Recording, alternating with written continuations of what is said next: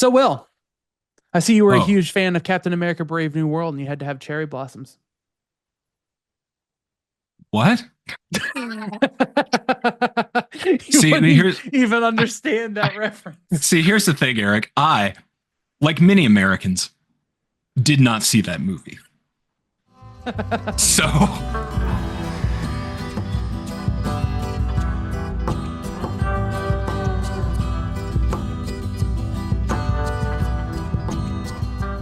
I don't know. It's spring. Yeah, it's spring. It's spring. We weren't here last month. We were in March, but it was still like a wintry March. So, Yeah, um, the technic like the thing yeah, that seasons time. yep, got it. Good. And so we missed some big pop culture things. One of the key things being the loss of Val Kilmer, rest in peace. And that gave us our idea for what we absolutely had to talk about for the show today, which is two of my favorite, at least action comedies, maybe possibly movies of all time. Kiss Kiss Bang Bang being like the lead in that, and the Nice Guys being a decently distanced but still close second. I think for me it's the opposite. I think The Nice Guys is so good. Yeah, It's easily one of my favorite movies. awesome. Simply for the line, "I think I can't die." Yeah. Oh my gosh, and the proof that continues to happen. I can't say that he's wrong Yeah. at any point in that movie. Oh man, the movie that I know some for some people with I think it's called Crazy Stupid Love or whatever one it is where he's with Steve Carell. Um, he's able to show that he has comedic chops, but I Oh was yeah. unaware of that entirely. Him and Russell Crowe just came out of the gate swinging in a way that I never would have expected. Like, There's even some great nonverbal comedic acting from them, like the elevator scene. oh my Uh, gosh, the they don't say elevator scene, anything; they just look around and then and then smashes that button. Ryan Gosling like shaking on the Yeah. elevator. Now, I will say, Kiss Kiss Bang Bang is very good.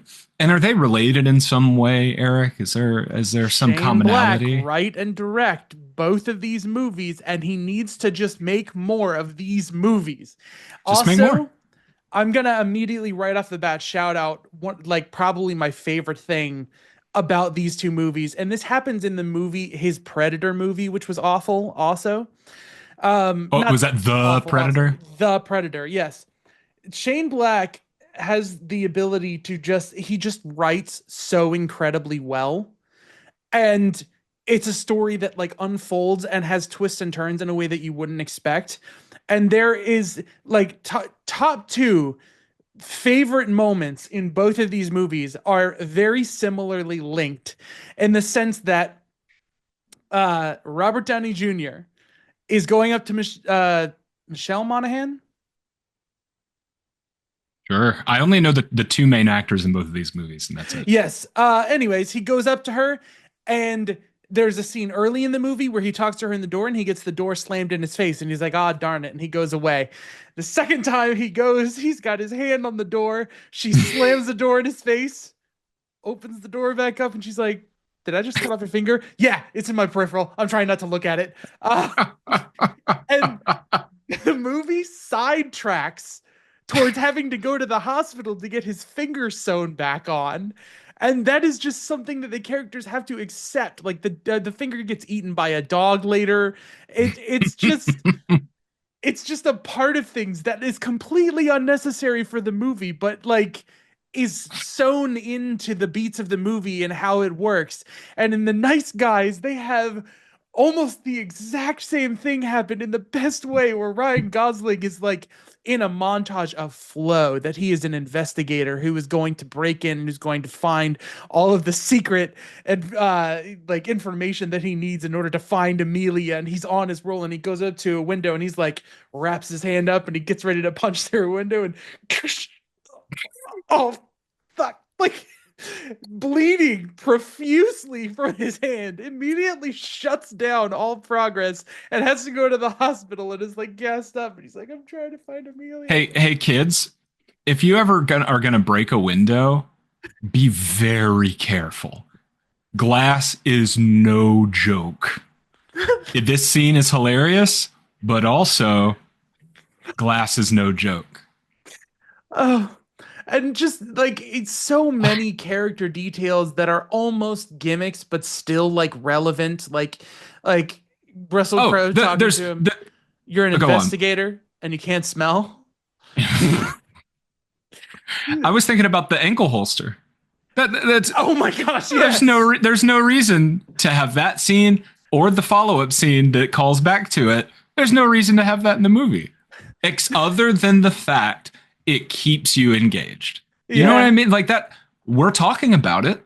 You know, Yeah. like that. That's the thing is a movie can be very okay. Well, all right, hang on. A movie can be really poorly made. Let's Yeah. start there. Then a movie can be decently made and then well made and then like something that sticks in your head Expertly made. indefinitely. And I think that's the critical thing about an expertly made movie. It's not always about the cinematography. It's not always about like profound ideas. It's about like, are people going to be talking about this? Are there moments that you want to revisit? And that's why one of my top 5 favorite movies, I hesitate to say my absolute favorite movie, but gosh, it's sure up there. In Bruges Oh yeah. is a movie I've turned on and said, I just want to watch this part. There it is. Yeah. I just want to watch this part. Well, I might as well watch this part. Might as well watch this part. And then the whole movie has gone by. Yeah. It is.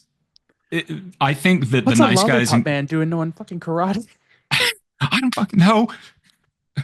The that movie is right up there with Kiss Kiss Bang Bang and the Nice Guys. I think that those two, the latter two, are more overtly comic than In Bruges. But to me, yeah, two guys doing stupid things Mm-hmm. in very serious situations, and it makes you laugh. Yep. And I'm thinking about the Lollipop Man. I'm thinking about the both of them holding guns in the playground. And I'd be like, "What are you doing? Nothing. What are you What are doing? Nothing." You And were, you were gonna shoot me. Uh, and have we done an episode just on In Bruges? We could do In I Bruges and Seven Psychopaths next. ooh, as long as we don't have to do 3 billboards. I'm I sorry. like Three Billboards, but it is not the same. The best part about that movie is Sam Rockwell's character turning around. What? Yeah. It's like, oh, You you just thought I had was a just going to moment there. stop? Yeah. Sam Rockwell's the best, especially in the early parts when he's an asshole. Yeah. But then there's what's that other movie? Banshees of Inisherin. I don't know how I feel about that one. That's a conversation for another time. Oh, we could do. Oh no, I'm sorry. Hey everybody, you don't have to watch this. Eric may have, in fact, cut it out entirely. But hey, Eric, we could do an episode about. Um, was In Bruges the first feature he made? I think so. So we do one about In Bruges, Oh and we do yeah. one about 3 billboards. Mm-hmm. Those are together. And then we do Seven Psychopaths and Banshees of Inisherin. So we don't have Colin Farrell and what's his name together? Colin Or Farrell's in 3 of the. Well, yeah, no. you wouldn't want to pair Banshees with In Bruges because of the Well, reunion. that's another thing we could do. But I mean, we could. The whiplash would be interesting to talk about because there would be whiplash because the comedy in Banshees of Inisherin is so hidden Mm-hmm. that it is not. It's barely a comedy. I don't even think it unnecessarily No, is. no, no. I wouldn't call it a comedy, but there are comedic moments, but they are so Yeah. shrouded in seriousness. Yeah. And to bring it back to Kiss Kiss Bang Bang, you remember when he cuts off his fingers and throws them at Colin Farrell's door? What a Uh-huh. time. Yep.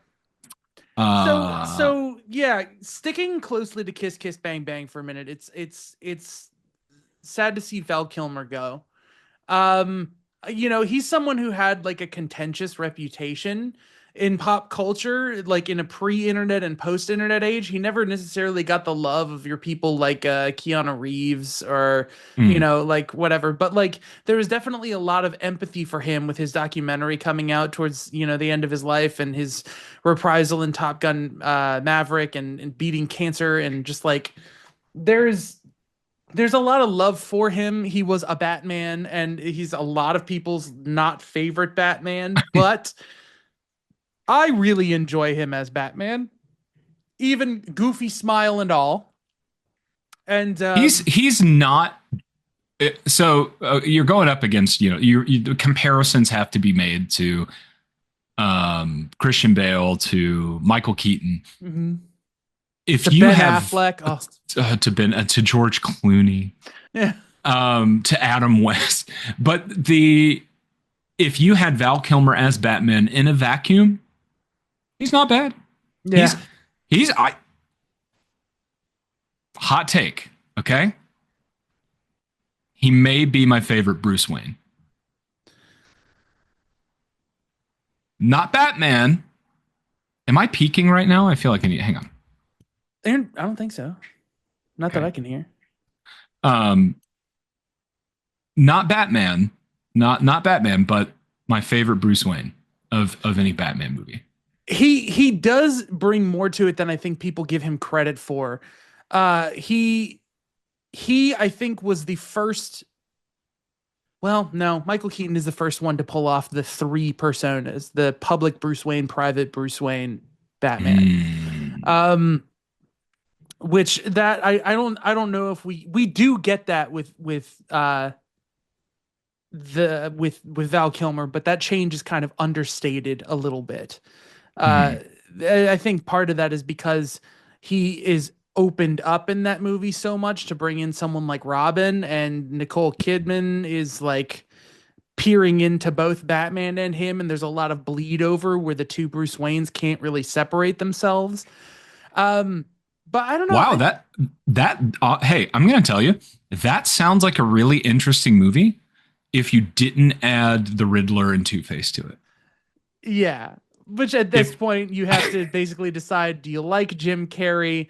If you do, then it works for you. If you don't, then you got that double whammy of Tommy Lee Jones knocking it down. And so I got to tell you,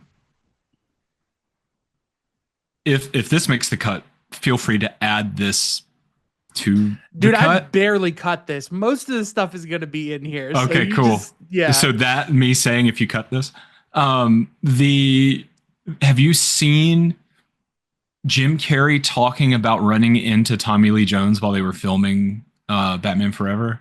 Yes, and Tommy Lee Jones. He's like, I hate you.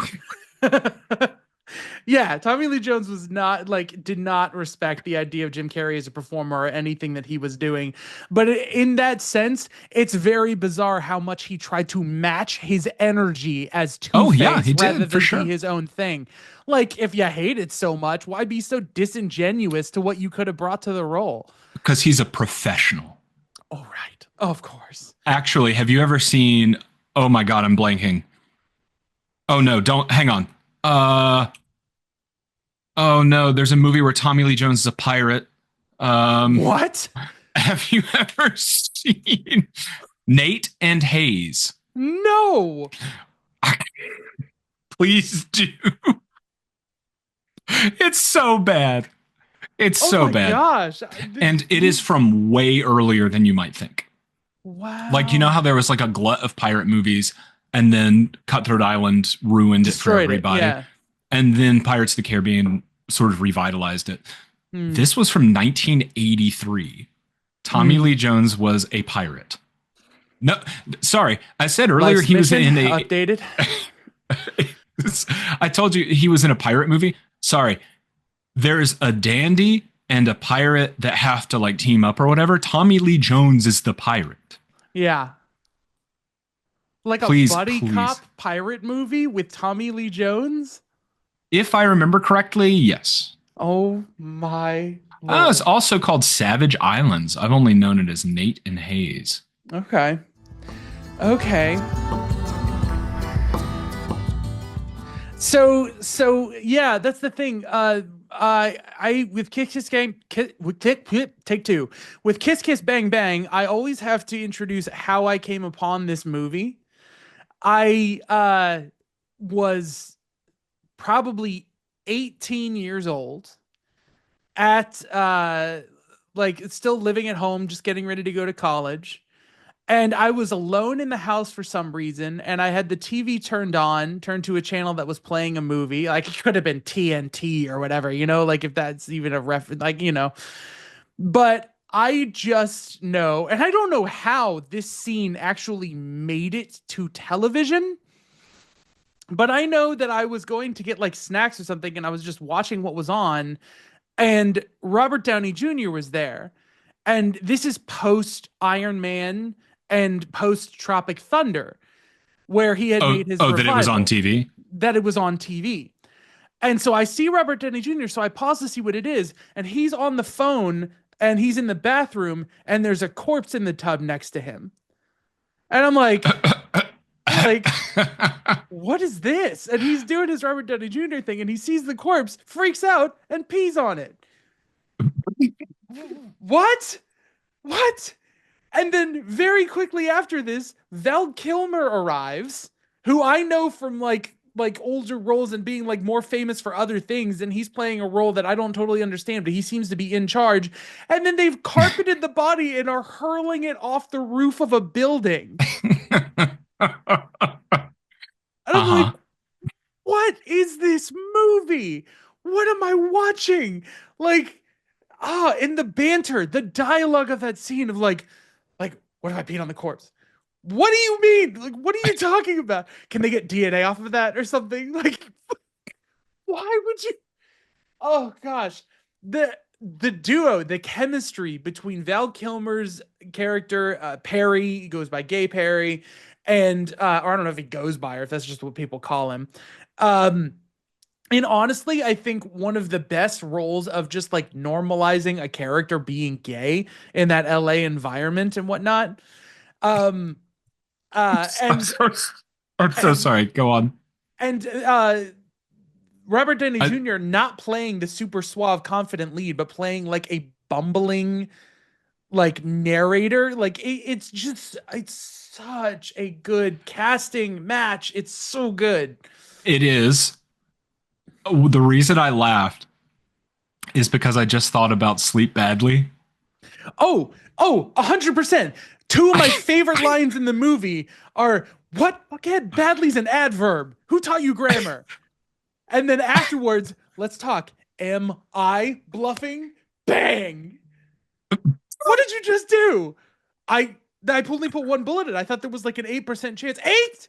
Who taught you math?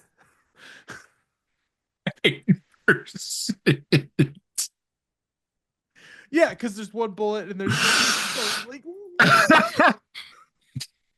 I don't know when I fully watched the movie because I definitely started at the bathroom scene and this scene predates it, but there's of course they're trying to help get rid of a car in a river and Robert Downey Jr. takes his gun, hurls it in the river. He's like, "Why did you do that? Why would you throw my gun? What do you think is going to happen when they drag the lake? Do you think they'll find my pistol?" It was a gift from his mother. The It was gun. a gift It from was his. like you threw that expensive gift from my mother into the river. What do you think they're going to find? And for some reason, I don't know why, but Robert Downey Jr. in that scene wearing that backwards hat just like tickles me in a whole other way. Um, it is, We, Eric and I may find this movie funny. yeah, We may. I yeah. can't tell you. um the mystery, the twist and plot of that movie is very well laid out but very rushed over, and I think Mhm. entertainment, the priority of entertainment is put over trying to spoon feed the audience with the mystery of what's happening, like the twists and turns. You really have to watch to follow the details of what's going on. It is spelled out at one point, but I just love everything about Robert Downey Jr. being the narrator and screwing up and rewinding the movie and going back and like, oh, great. Yeah, of course he's alive. You know, why don't we just bring back everyone who died in the movie? And the entire cast of anyone who's been killed walks in the room, including Abraham Lincoln. And and and he's like, but what do you want me to do? Lie about it? He lived. That's what happened. Like that's um I know it's a dumb movie thing, but in this case, it's what happened. Like, yeah. I I can't sing the praises of Kiss Kiss Bang Bang enough. And for some reason, you found this little niche little YouTube channel and you're watching this and you haven't seen it. Right. Like, get on Um, it. has Shane Black, did he have any practice before this Only movie available for making? rental on VOD, by the way. It's not streaming anywhere, but Really? Oh, yeah. that sucks. Yeah. Um, You can always did buy the sh- Blu-ray on eBay. it Anyways. even jumps? Yeah. Um, did Shane Black have any practice making other buddy cop movies prior to Kiss Kiss Bang Bang? Why are you teeing up these questions for me? Like, what is this? Because it's, I don't know. I think it's fun. He like Lethal Weapon, the first and the best of the Lethal Weapon series is again a buddy cop comedy written by Shane Black. Shane Black is just a great writer. Iron Man 3 is actually one of my favorite Marvel movies, and that is him reteaming with Robert Downey Jr. And like he even kind of turned that into almost a buddy cop thing with Don Cheadle and like that, you know, Mm. it's he does a great job of subverting expectations in a way that other people do not. By other people, do you mean Ryan Johnson? I don't think it's just Ryan Johnson at this point anymore. I don't know any names I can name, but I know it's become a thing to kind of undercut a moment with like building up what you think is going to happen and then be like, "Oh, that's not what's happening." Oh gosh, I'm befuddled. But You know, hey, real quick, to any budding writers out there that want to write like big budget blockbusters, don't subvert expectations. You think people want that, but what people want in droves is more of what you served them before. well, I think honestly, I think we've moved this dial, and it's interesting because we could talk about this with Marvel movies. This weekend was the release of Thunderbolts, and it was very good. And um, one of the things that I've noticed is this dial moves back and forth. Where what happened with Iron Man is you got this comic book movie that was really grounded and sincere in its emotions, and then that Mm. dial gradually shifted through people starting to get burned out by movies like Thor 2 and Iron Man 2 and The Winter Guardians of Soldier. the Galaxy.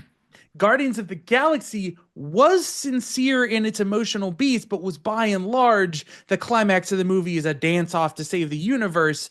Started that dial moving where people were expecting jokes and levity and the movie to like wink at itself and know that it's a comic book movie and not take itself so seriously.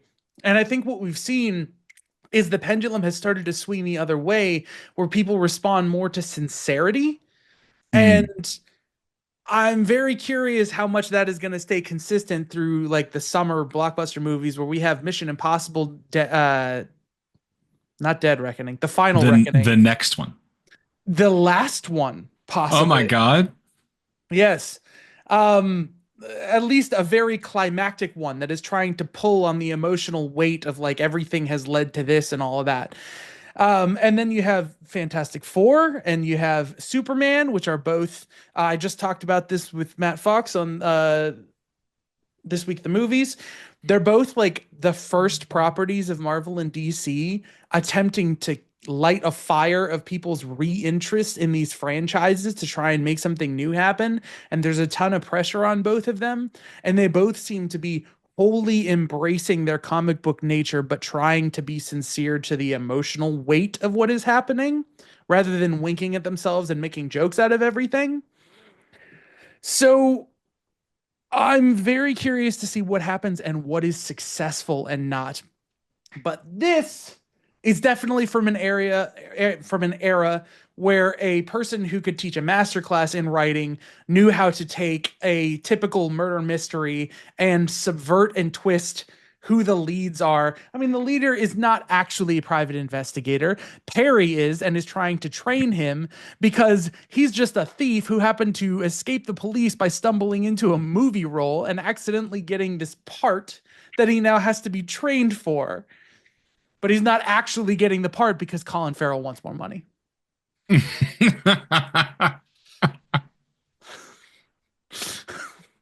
uh, so is this a good movie? it's incredible. But do people agree? And that's where we get to something that is kind of like worrying and interesting to me. I'm gonna try and type it in again. No results returned. There is no cinema score for Kiss Kiss Bang Bang. I mean, that makes sense, right? I mean, it was 20 years ago. Oh, by the way, it was 20 years ago. Yeah, but there are movies from the 80s that have, I mean, like, Hmm. Interesting. I just assumed that given that cinema score isn't that the one where like people are asked as they leave the movies like yeah. what'd you think of this? So I mean, Mission Impossible 1996 has a B plus. weird. Okay. Yeah, so I don't know what the deal is with that. But so moving on to Metacritic, 37 critic reviews give it a 73. Mm. 198 user reviews give it a 77.5. For this one, I'm going to go to the user reviews. People say this film is surreal but interesting. The characters are pathetic but do not cause disgust, which surprised me. I would not want to live surrounded by such people, but to look at such a life, although the film was interesting. To look at such what does that even mean? I don't know. I think it was written in a rush. Are you ready for the negative review? Because it incenses me. A kind of boring movie with a non-existing story. It's cliche, it's bad, it's not good. RDJ's worst movie. So I need you to understand I hate The Last Jedi. I hate it. Okay. But there is a line from The Last Jedi that sums up everything about that review. And I have to look it up because I don't remember what it is. So while you do that, Everything. I'm just gonna No, go. I'm there. Uh, amazing.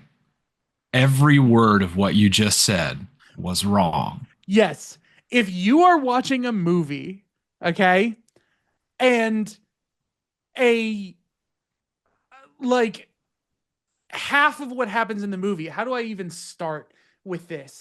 If you're watching a movie and a man in a giant robot costume breaks into a woman's house and is knocked over the edge of a balcony, and a guy pees on a corpse, and like there is like a magic show, and like if you're watching a movie where half of what happens in this movie is happening and you think it is boring, whatever Oh, your that's bar is for interesting, I don't want to know. that's not even what I was thinking.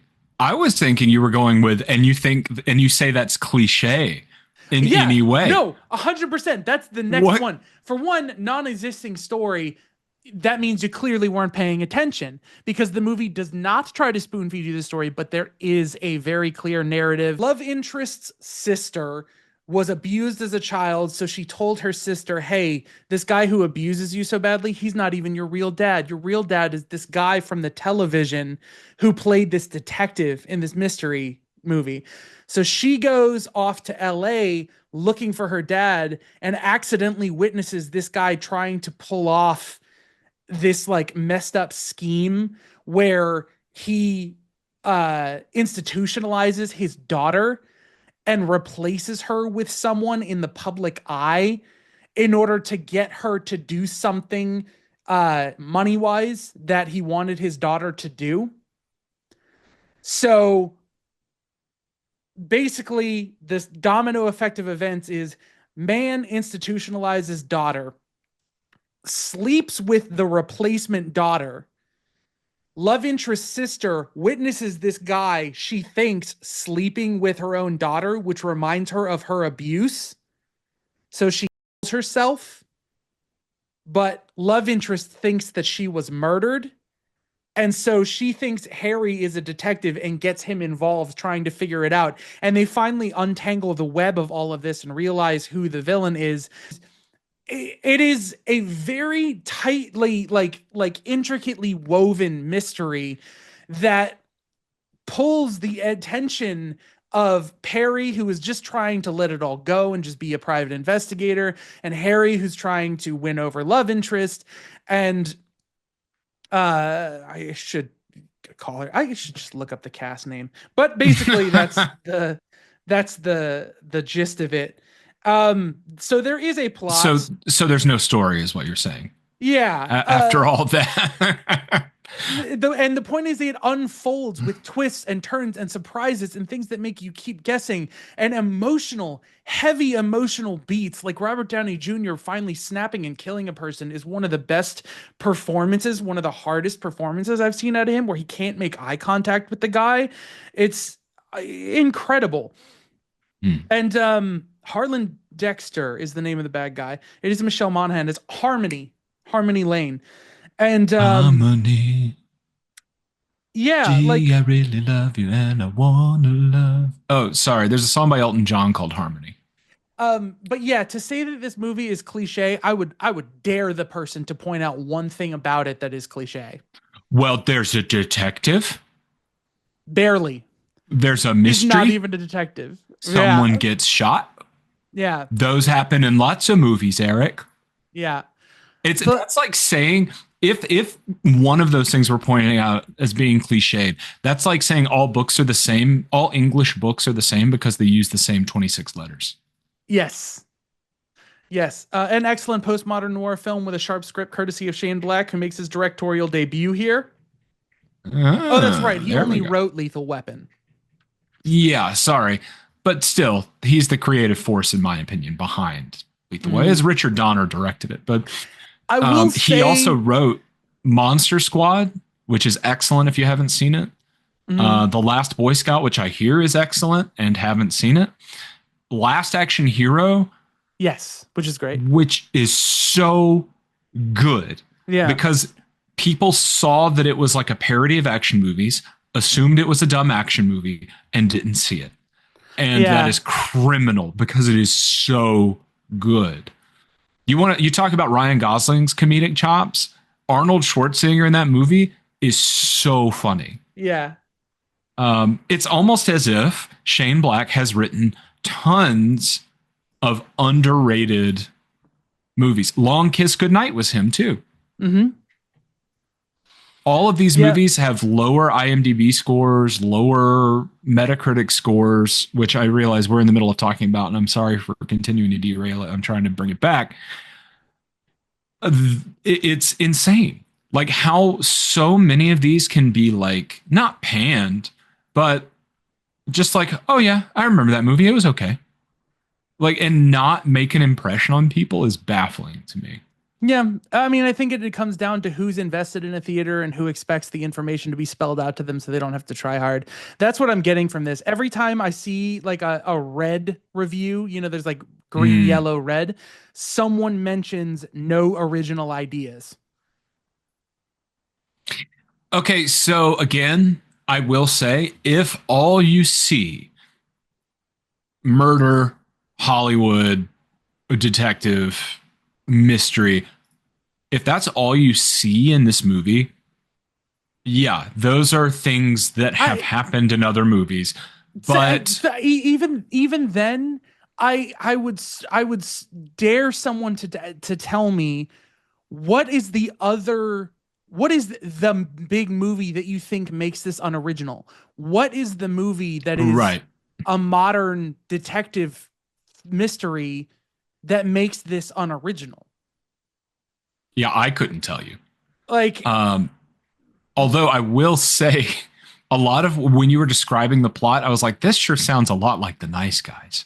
yeah. Um, but that And came out in the future. yeah, Um, yeah. And don't get me wrong, like there's a lot more positivity than negativity. Excellent postmodern film, one of my favorite movies of all time, just in so many ways. Fast-paced, funny, revived Robert Downey's career because it's true. This was kind of one of the first breaks. This was 2005, so this Yeah. was post him becoming clean, but before he got his break as Iron Man. Oh yeah. Hey, real quick. Yeah, Hi. If you're under the age of 30 and you're watching this channel, why? But also, um, Robert Downey Jr. was not always a respected actor. yeah. He was a running joke in the early 2000s for being a former actor who got addicted to drugs and fell off. Mhm. That was Robert Downey Jr. in the late 90s, early There 2000s. actually, that is actually, it's still been a point of contention because there's been a lot of discourse recently about Jonathan Majors and how Mhm. the Marvel Disney machine has kind of turned heel on the idea that Iron Man was a risk that gave a chance to someone who had a checkered past. And now you have Mm. someone like Jonathan Majors who makes this mistake and has done something that is really rough. But every human being, I would like to believe, is usually trying to do better in their lives than they were before, except for some freaks who are hiding like a nightmare world of doing horrible things to people. Like I want to say, well, I'm not going to speculate because I'm not going to turn into that, whatever. But it is kind of a valid point that if Jonathan Majors is someone who is a flawed individual who wants to stand up and better himself and better a community through his art and stand up for something, would it have been fair for that same studio to stand by, you know, but again, we're talking about giving someone multi-million dollars and giving them a platform of support and making them world famous when they're, you know, it doesn't work the same because Marvel wasn't an instant hit. Iron Man was like a shot in the dark in a failing system. Mhm. So taking a risk was something that, was kind of Right. necessary. Iron Man was all the nerds loved it. Yeah. But that was nerds who were really excited to see another big budget comic book movie, which was not that was a waning thing. The sun was going down on comic book movies Well, at that on time. on particularly Marvel Studios, comic book movies, I'm pretty sure were on the rise. It's just Marvel had already sold all their rights and the like Marvel Comics was dangerously close to like losing enough profits and like going under, and Marvel Studios really had to do its own thing because yes, there were misses like Ghost Rider and X-Men 3 and Spider-Man 3 and the Mm. Fantastic Four, and they were not really hitting like, a good batting average for like successful movies, Daredevil, Ang Lee's Hulk, but but they were still top of the box office. There were still movies in the pipeline that were being made. Ghost Rider got a sequel, like Which was better, by the way. which absolutely was better. That was no lie a good movie. Ghost Same Rider thing with 2. Punisher, and they're both Marvel Knights Oh, branded. Warzone? Are Is you talking about Warzone? yes. I a man explodes. No, I don't mean someone is in an explosion. I mean that parkour was big at the time and somebody is parkouring around and Frank Castle fires a rocket, an explosive at him, hits him mid parkour, and he turns into goo. He turns into dust. You see, he turns into red mist. You see this happen in real time. Yeah. That said, it's pretty good. I Some people glorify violence. I don't, but I gotta say, you don't see things like that in movies. Yeah, no. You don't. You don't. You see somebody get shot, sure, but to Yeah. see somebody become completely disintegrated is insane. And Um, fun fact, Punisher Warzone was the same year as Iron Man and The Dark Knight. really? Yeah. And that was really the thing is the 1-2 punch of Iron Man and The Dark Knight really kind of, Oh yeah. In my mind, The Dark Knight came out long after Iron Man, I guess. But I guess yeah, it was around yep. the same time. And Hellboy 2 came out as far as comic book movies Oh, 1 week before The Dark Knight. Such a good movie. And I honestly, I blame The Dark Knight for not having Hellboy 3. Ooh. Well, we got Hellboy. The subtitle was "Don't watch this one," and people didn't. The one with David Harbour, and Yeah. then people didn't watch The Crooked Man, and I am to blame a little bit as 1 millionth of a factor. But I do want more Hellboy. I want I want more Mike Mignola. Period. Yeah. He There need to be more things on film based on him. If you haven't watched The Amazing Screw on Head, it is incredible, Hmm. and it didn't go anywhere. Yeah. Um, but I want to mention something. You said Disney gave Robert Downey Jr. Well, Marvel gave Robert Downey Jr. a chance, and then Jonathan Majors did not get that same chance. Hmm. One, race is a factor. Um, Mm.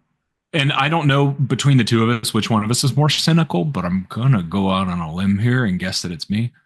And Probably. probably when it comes to movies, especially, Hmm. um, it's about the money. It's only ever about the money. It is not. And I know you know this, Eric, but you over there, yeah, I'm talking to you. It is not about artistic integrity. It No. is about money. How can we maximize the return on a project? In the eyes of Marvel, when it came to Iron Man, it was, this is not going to be an expensive actor because he fell off, Hmm. but we know he can act, so he's going to do well in the movie. We should hire him. When it Speaking comes of to which, Jonathan, uh oh, I am going to come back to this later, uh but I'm going to tell you this right now. You probably only have a couple of weeks left to see Sinners in movie theaters. oh, Jesus Christ, you're right. Oh, If I you miss Sinners in movie theaters, you will miss one of the great movies, the great cinematic experiences of the decade, if not more. I know. I have talked to so many people. Sinners, hey, sidebar. Sinners Rotten Tomatoes score. Don't, not you. I'm talking to not Eric. You again. Hey, bud. Uh, what's the Rotten Tomatoes score on Sinners? Wrong.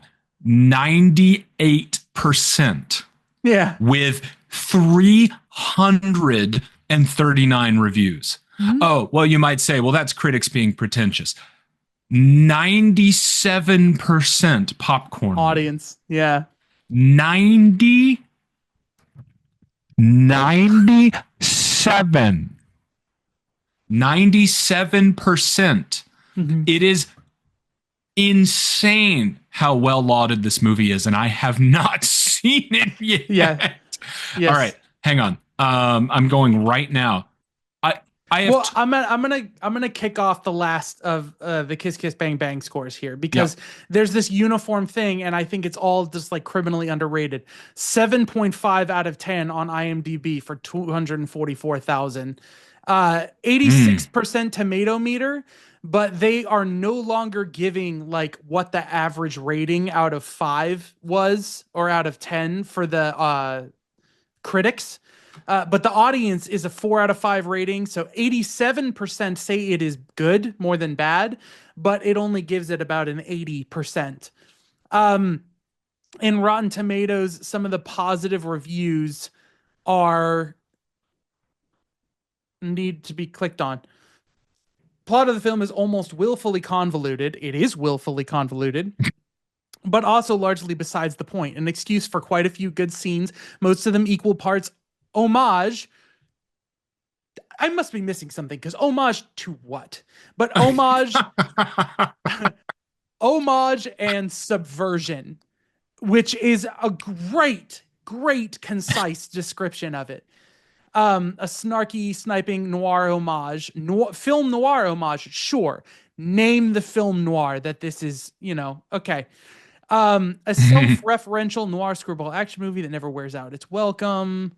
Come on, show me a Rotten Tomato. Let me see what happens.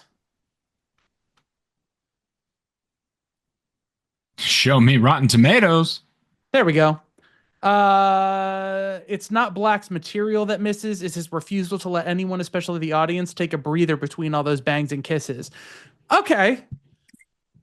Okay. The movie went That's by too fast for you. Like, okay, I can okay. Rewatch it yeah, go because back. things will click. Yeah. Director Shane Black is so determined to break down the fourth wall, he loses sight of all reality. Okay. All right. Yeah. So I just hard disagree with every reason people are giving it a negative review, except that one guy who it seems like couldn't keep up. And then Letterboxd is a only like a 3.8 out of 5. So all of it is just like this is a C. You know, it's just not. I mean, like I get that this is a movie that isn't for everyone, and the movie is very explicit about that. This is like LA culture, Hollywood, cursing, morally gray actions and characters, and it's a little bit like gross and it's a little bit, you know, like whatever. I get that it's not going to fit everyone's sensibilities, but all of the reasons people are giving it negative reviews as a movie are you can miss me with all that. Like this definitely deserves a Miss me. higher, higher rating. So if do you know in some video games how like character statistics are on like a hexagonal shape and it'll be like strength, intelligence, wisdom, and there'll be a spike from the center of that hexagon towards each of those stats. Does Yes. that make sense? Yes. With a movie that has that same thing going on. Cinematography, writing, story, direction, all that. No movie is perfect except Mm-hmm. Sinners, apparently. But I don't think personally that you should score a movie based on how high did it get in each of those spikes. I don't think you should because a movie to me is a holistic experience. If you're going to watch The Fall, then the cinematography is important. And I don't think that you watch The Fall and then you say, well, the dialogue was kind of trash. Mm-hmm. What dialogue? How often did people speak in The Fall? When it comes to Kiss Kiss Bang Bang,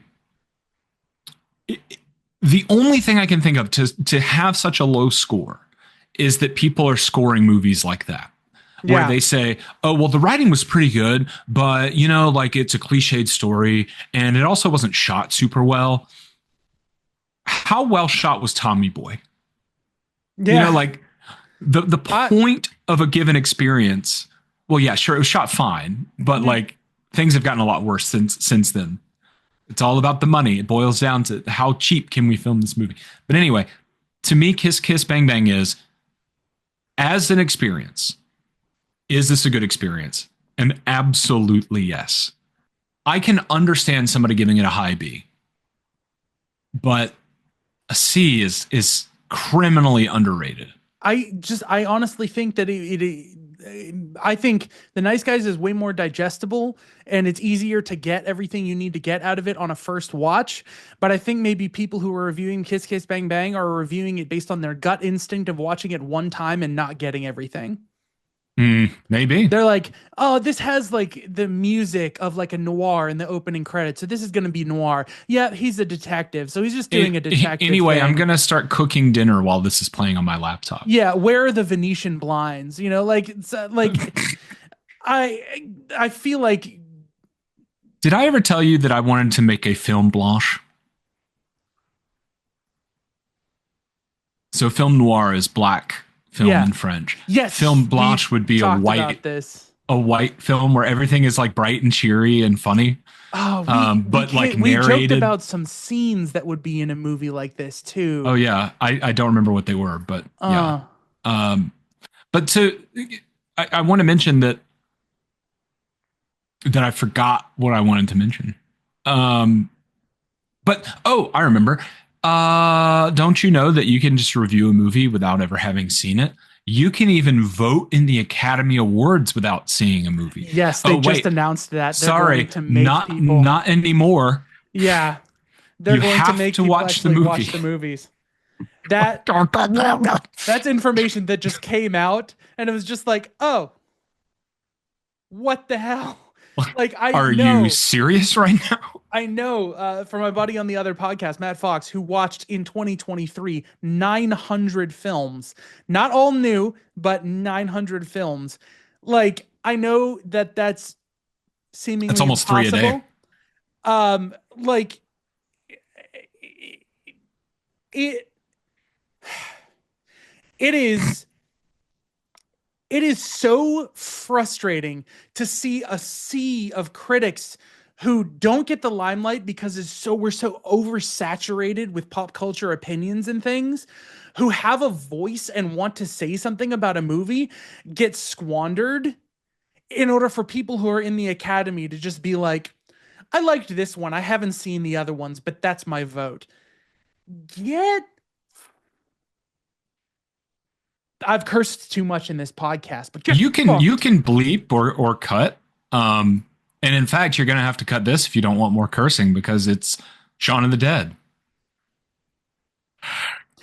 Get Get fucked, fucked, Four Four Eyes. Eyes. You go in there, you love her so much. What Don't do know you what mean he by meant by that? that. Don't know what he meant by that. Another series of movies about a duo of friends getting into serious circumstances and dealing with Yeah, comedies, that's true. including Paul, which I just rewatched and is one of my favorite comfort movies of all time. I would like to do an episode on Paul if you ever get the chance to rewatch it. I would love to talk about Paul because I have some big things to tell you about Paul. One, I wanted to hate it, Yeah, and I just just can't. fucking couldn't hate it. Um, but then Paul helped me come to a reckoning with my spirituality. Oh, dude, we should absolutely do an episode on Paul. That'd be great because I just watched it on Netflix, but I want to rewatch it because I have the unrated version that just has a couple of really well placed jokes in it. Mm, Um, I'll have to and watch that. and it's another one of those movies that the talent in that movie is insane. And like if they tried to pay for the same cast to come back now, the movie would have to be like a tent pole. It'd have to be like hundreds of Right. millions of dollars. Um, Agent Zoil.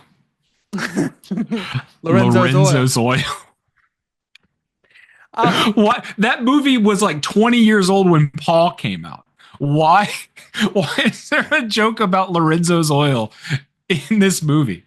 I mean, most of the movies they're referencing were over 10 years old. Star Wars, Close Encounters, like, Sure, sure, yeah, that's fair. or over 20, sorry. But those also had like massive followings. Yeah. And then you reference a drama film about a dying child and his parents have to find a way to ameliorate this disease he has. Yeah. That's So you just make this character's name Zoil yeah. for that joke. Yeah. It is written by Simon Pegg and Nick Frost, and it is essentially the American Cornetto movie, but I can't genuinely call it that because there's no Edgar Wright involved in any capacity. Right. Yeah. But I am going to push things along a little bit. I want to get to the nice Sure. guys because there's kind of a different there's like a speed bump here, which is really interesting. It does have a cinema score of a B minus. Boo. Oh, okay. Yeah. Okay. And Sure. again, with this Hey, being a hey. reflection of like a prediction of how a movie is going to do, I get it. Mhm. Oh yeah. Oh, okay. Yeah, I forgot about that element. Yes, it in the box office it was a B minus. Mm. Hey, real quick, if you're wondering why we're just jumping straight to the scores of the nice guys, take everything we said about Kiss Kiss Bang Bang. Okay, you've heard us talk about the nice guys too, because Yes. Because it that is was the beautiful so thing about the damn movie. funny. That I went out of my way to get Will to go to the theaters with me to watch The Nice Guys because Kiss Kiss Bang Bang was a thing. Shane Black was coming back to do a duo cop comedy set in the 70s for whatever reason. And It works. it's another movie that takes place. It's funny. The Kiss Kiss Bang Bang is a movie that starts on Christmas and continues on days after that. The Nice Guys is a movie that starts a few days before Christmas and ends on Christmas. It's it's his thing. Shane Black makes Christmas a Oh part of yeah, all of his and movies. Lethal Weapon was a big Christmas thing too. Lethal Weapon was a Christmas movie. Iron Man 3 took place at Christmas time. He got Yeah. her that big bunny. I'm not 100% sure if The Predator took place during Christmas, and that Who might have cares? been what made it bad. Um, Oh yeah, that could be it. Shane Black. I know you're watching this. Um, try again. yeah. Maybe don't. 70 for 51 critic reviews on Metacritic. Uh, Out of 695 user ratings, 7.5. It's too low. So the 70, correct me if I'm wrong, but Metacritic is like a little wonky. It's different than Rotten Tomatoes. It's different from Cinema Score, right? 70 is not that bad, No, right? 70 is not It's that bad. It's like green. It's like the kind of the best you can do or whatever. But still low. it's people giving it a 77, 75. There's one person to give it 100. Ryan Gosling in a physical action comedy. Whoever thought of the idea should be crowned genius of the year. With dynamite timing and uproarious gestures, Gosling mines his diverse abilities to become a blast in The Nice Guys. So, Praise. hey, real quick, Ryan Gosling in that movie is pure human being. Yeah. Oh shit. I that was completely unintentional. Do not play that song from Drive. That was real human being. Oh, thank God. I wouldn't. I would have missed that. Shit. I hate that movie, by the way. I know you Um, do. I fucking hate that. That and Ex Machina. Jesus Christ. Anyway, sorry. Okay. He's just a human being. You know how in a movie, it's easier to understand a movie when your characters are archetypes. The young farm boy in Star Wars who teams up with the scoundrel and the space wizard. You know, like they're all archetypical. Maybe not space wizards, but Ryan Gosling is to me not archetypical in The Nice Guys. He Mhm. is a guy Yeah. because like yes, he's bumbling, but he also does his best to raise his daughter. He Hmm. also does his best to like or rather, he has the best of intentions when it comes to his daughter, but is not above defrauding an old woman who is looking for her husband, whose urn is sitting on the mantelpiece engraved, Hmm. so she could read at any time that that's her husband, who is long dead. But he's like, "When can I start?" Like, he is just a human being in this movie.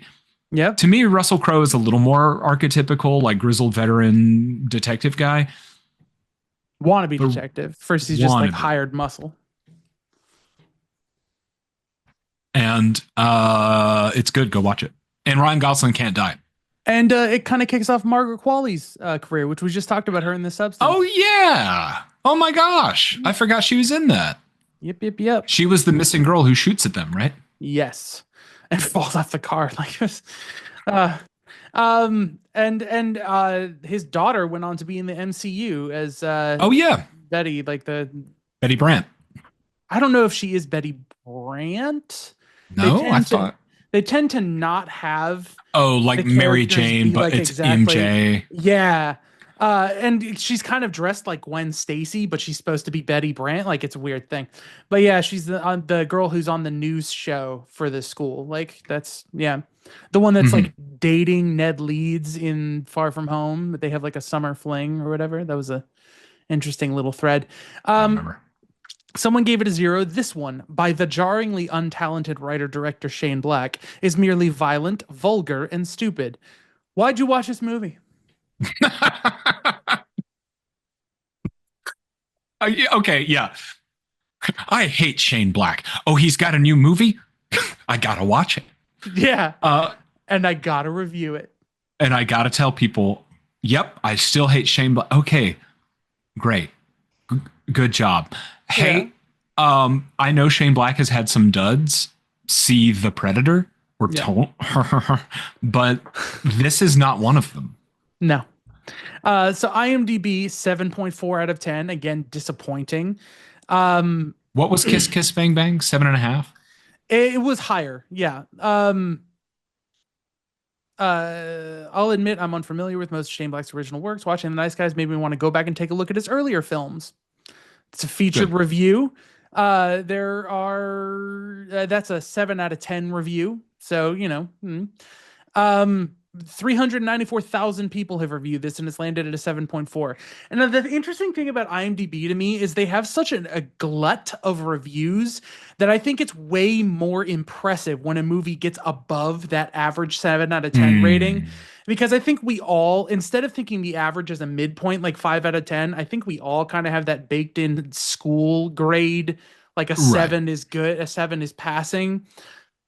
And I think the majority of movies, when you average out 400,000 people, you're going to get an average rating. I think it's much harder to get a higher than average rating. But Interesting. But that uh, presupposes the fact that they're reviewing it with 5 being an average, and they themselves are not reviewing it with that school scale that you just described. yeah. Well, Even, eh, okay, but let's say you're correct and that, okay, 7 is actually better because it's above that average of 5, still too low. Because The Nice yeah, Guys is so is good. is a I treasure. It's I a just thought gem. of the party and he finds that corpse. Oh yeah, And he's like, the corpse that is, I believe, Robert Downey Jr. no way. Let me double check that to make No sure it's not way. a Oh Shane my Black gosh. cameo. It's a cameo by Robert Downey Jr. They've just put a Jesus bunch of makeup on his face Christ. because his face has been shot off, but that's him. Oh Um, no. um, yeah, is that Harry? No, because it's the 70s and the nice guy, the Could kissing be sprint guy kid Harry's was in 2025. relative. It could be his father. Okay. Now here's the bump. The Nice Guys has a 91% critic rating on Rotten Tomatoes. Cool. Yes, which is like what I want to see. Out of the 74 top critic reviews, it's still an 89%. Now, the audience score is an average 3.8 out of 5 and it's got a 79%. It's like between a 75 and a 79. So that, like, people in general seem to be thinking, oh, that movie's like average. But for some reason, the critics on Rotten Tomatoes saw this movie for what it was. Crow and Gosling are brilliant together in something that sends up their tough guy images. Absolutely. That is kind of true because Ryan Gosling, instead of having the Notebook image on him, had the Drive image on him. Drive was only 5 years old. Only God Forgives was only Oh like three yeah. years old. Yeah. So it is technically taking two guys that have this like gritty like pop culture image and taking the piss out of it. Like it was great. I also love everything about the bees. Just a quick side note, like the bees are dying. When he has that dream about him having a gun on his leg, there's a bee driving the car. Oh. Yeah. Did I Um dream that? yeah. I guess you did. Yeah. 'Cause he's like, I don't have that. The ultimate wedding of Shane Black's wily, aesthetically winsome, and warm hearted sides in a story of discovering you can fight City Hall. Its mantra is etched on City Hall. He that violates its oath profanes the divinity of fate, the divinity of faith itself. Whew. Oh Okay. man, maybe like somebody should read that. Yeah. Maybe government elected officials need to remember that they are public servants and we are Mm, not their servants. mm, No reason. yeah. I didn't bring that up for any particular reason. And then Letterboxd 3.8 again out of 5. Okay, the minimum this movie should get is a 4 out of 5. If you're on a 5 rating scale, the minimum this movie deserves is a 4. Yeah. Um I want to this there's a perfect review right here. Cinephila. Uh Me every time Ryan Gosling made a high pitched noise. Now this is cinema. Getting his arm Absolute. twisted. Sin- Like, yes. The next he does the, make a lot of good. I forgot. the next review is in parentheses high pitched Ryan Gosling scream. Um, the next review is 5 stars. He was questioning the mermaids. Like when he Yeah. goes swimming in the tank. Oh, The I love Letterbox if sometimes. if you enjoy physical comedy, Mhm. the scene where Ryan Gosling meets Russell Crowe for the second time in the bowling alley bathroom, the door, because you can't plan for that door to do what it does. So Ryan Gosling is literally just reacting to what is happening in the world. It is so good. He Yeah. drops his cigarette. He's trying to point a gun at him and he's trying to keep the door open. Mm-hmm. It's beautiful. It's Yep. so good. Hey, which one of you hippies wants to make 100 or want to make $20? I don't remember if that's exactly what he says, but God, it's so good. Yeah, when they're all protesting wearing the They're gas all masks. dead on the Like, if you're all steps, dead, why do you have the gas mask on? and he's like, "It's a metaphor or something." Yeah. Um, oh gosh. Th- Please watch The Nice Guys. Please help us bring it into a revival, yeah. where hopefully they make a Nice Guys 2 that takes place in the 80s. Can you imagine? Yeah. Oh my God, that would be so Great. funny. It would be great. This movie is already this is 2016, I want to Oh my say. God, are you serious? Yeah, so it's already 9 years old. So that would what did I printed a custom Oh, artwork for cool. I the used I used to do thing, that. but now I don't have the year. It Oh, is. I can confirm it's copyright 2016. copyright 2015. So, but like probably made in 2015, released in 2016. Yeah, that's IMDb has 2016. Yeah. So, So 9 years old. and I just want to point out that right there is what I'm talking about. That is what is so sharp about Shane Black's writing. That arm is in a cast the whole movie, intentionally written because he made that dumb choice, and it's so It good. is. Well, no, the cast is because Russell Crowe broke his Oh, arm. broke his arm. You're right. But yeah, it's like there are He's got the constant same arm. reminders of who he is. I don't know. I don't remember if I the think he right uses arm his is right the. hand, and this is his left arm is broken. So both of his arms just absolutely wrecked. Is this similar thematically to Only God Forgives in his hands? Oh gosh. I actually Sorry, really like Only God Forgives, but I that is a movie that deserves a low rating from people because it is not for everybody. Like it is, I didn't see I it. I don't really know. enjoy it. He's by all accounts, Ryan Gosling seems like a real cool guy. Yeah, Um, I really hope like he do you turns out not to be a secret crap person. right? Yeah, like Army Hammer. Sorry. I don't think Ryan Gosling eats people, but Yeah, we should do an episode about Sorry to Bother You. Oh my God, what a we should. ride! We should. Rest in peace, Val Kilmer, who is one of the Oh most yeah, quotable, like amazing talents in Kiss Kiss Bang Bang. Shane Black, please just do more detective stories because there's absolutely an audience for them. And the more people appreciate it as an event that you are doing, the more I think it will gain traction as sort of its own IP that will turn its own fan base into like a profitable thing. So just do it. Just stop what you're doing. Be like Ryan Johnson, who was like, "Oh, I'm going to do murder mysteries now." yes, yes. Do that, please, Ryan. Don't Yes. put your grubby little fingers on Star Wars ever again.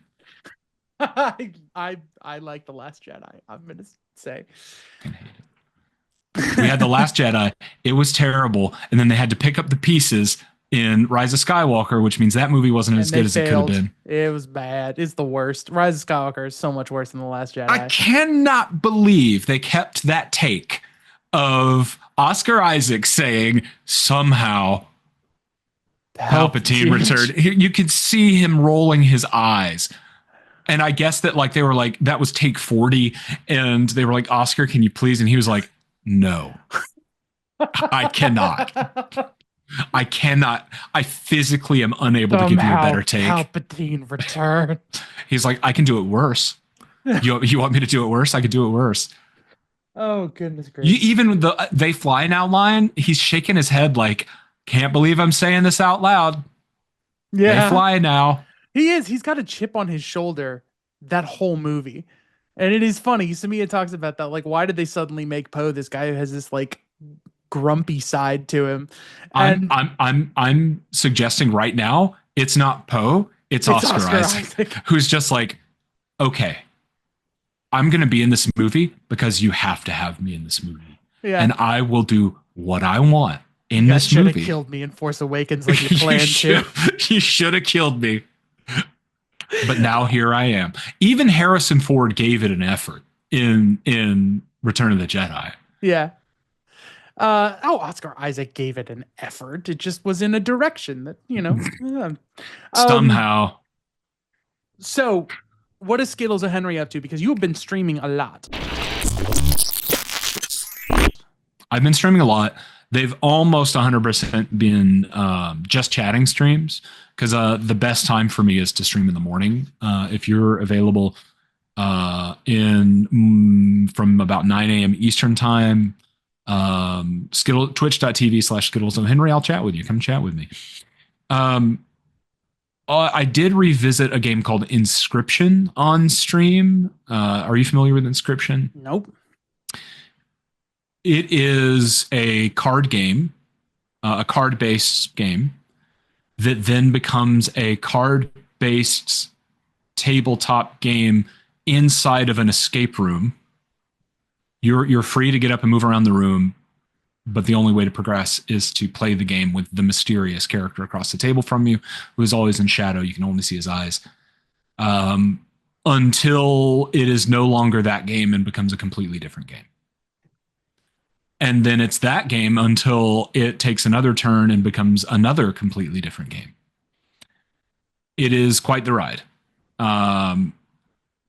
Although it's almost entirely card-based the entire time, but your relationship with those cards is different as you go on. Mm-hmm.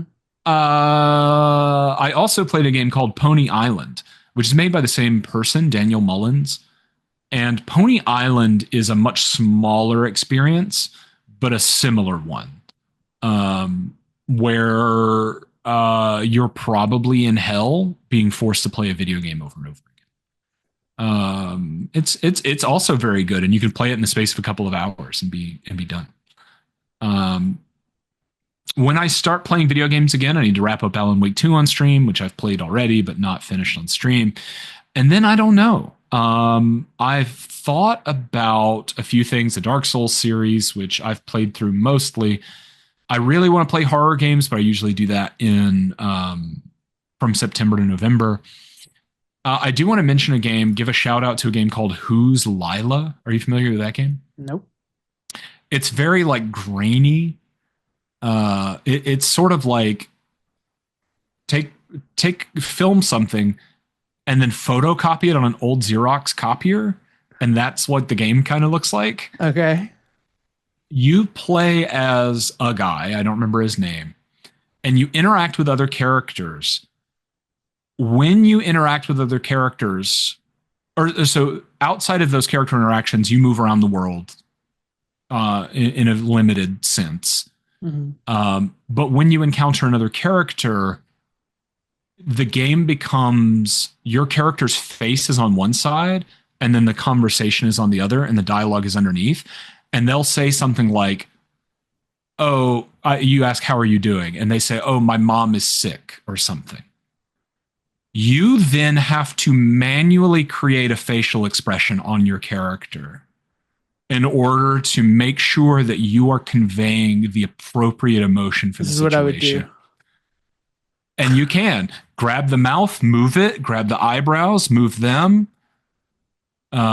make the cheeks rise or fall. Exactly. And you're using the mouse, and some of these dialogue options, there's a countdown of like how long you have to make the appropriate reaction. Nope. That's a big old note from me. And then it turns into someone has gone missing, and you have to make the appropriate reactions. It is, yeah, you could do that. And people will react to your facial expressions. Yeah. It's and then there's a lot more than that, but I won't say anything else because it can easily get into spoiler territory real fast. And then there's an old favorite of mine. I just want to mention this because I could play it every day. It's called Iron Lung. Mm, Did you play that one? Or are you familiar with it? nope. You're welded into a submarine in an ocean of blood on an alien moon, Mm. and the game takes place entirely inside the submersible. You cannot see what's outside. The windows have been welded shut to give it more pressure resistance. And you have a map and a series of coordinates on that map. Your objective is to go to each of those coordinates and take a picture. I lied when I said you couldn't see anything. You can take one single frame of what's exactly in front of your submersible at any given time, and you will see what's exactly in front of your submersible at any given time. And if you take another picture, if there's something alive down there, it may have moved. You don't know. But to navigate, you have to press a button to rotate one way, press a button to rotate the other way, push a button to go forward, push a button to go back, and you can see what direction you're in, and you can see the coordinates you're heading towards, and you'll get a beep if you're close to crashing into something. That's it. That's all you got. And you Yeah, that have to sounds go kind of from, cool. and it'll, if you play it, it'll take you maybe a couple hours tops. Mm. Realistically, maybe an hour if you like take to the gameplay really quickly. And Markiplier is making a movie about it. He is funding and So starring that's in what a he's up movie to. about, yes, he's making a movie adaptation of Iron Lung. That is one of my all-time favorites. I figure I can tell you what I'm from now on. I can tell you what I'm playing and about just a favorite. And Cool. Iron Lung is so good. And if you're interested in playing it right now, it is $5 on Steam. Nice. I think it's very worth playing Iron Lung. It's 35% off. It's normally $8. Cool. Cool. I If we have time after this recording is done, I got to show you some of this Okay. because it'll take 2 seconds and you'll be like, no, I don't want to play this ever. Don't show me this ever again. Well, do you have any final thoughts? Because we can go do that.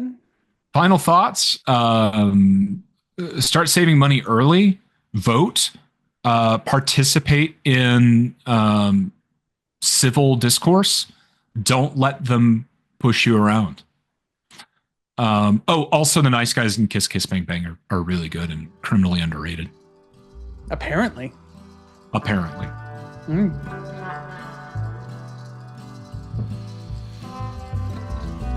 Oh, wait.